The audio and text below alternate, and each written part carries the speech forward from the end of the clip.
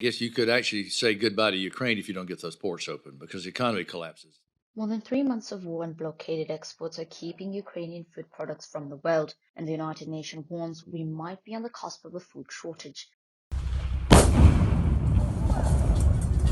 Before Russia invaded the country, Ukraine was one of the primary providers of several staple crops to world markets, including corn, wheat, maize, and barley.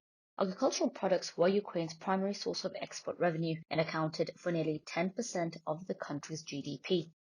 But the war and blockades of Ukrainian port cities have halted global supply chains for these food products, and the United Nations Hunger and Food Security Organization is warning that a food crisis beckons if that remains the case.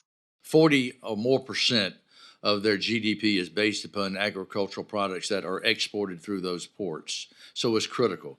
At a conference on Thursday, David Beasley, the executive director of the United Nations World Food Programme, said in 2023 we will have a food shortage problem.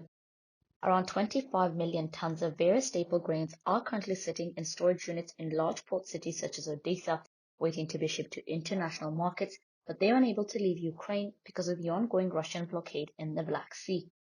While speaking at the Munich conference on Friday, Beasley warned that several countries in North and East Africa and the Middle East were poised to face tremendous food security issues in the near future due to the Ukrainian war. And then you talk about the impact that it'll have on global food security, famines around the world, pricing that we're already seeing spiking. Several countries, including Tanzania, Uganda, Sudan, and Cameroon, relied on Ukraine and Russia for at least half of their wheat imports before the war. And should food products remain stuck in Ukraine, these countries will be hit by food shortages first and hardest. Beasley also warned that missing food exports from Ukraine are adding to pre-existing food insecurity affecting the world's most vulnerable regions this year, including the pandemic, severe weather events, and droughts hurting harvests. It will only get worse in these places if food prices continue to spike, and they will because you don't have the availability of $400 million, 400 million.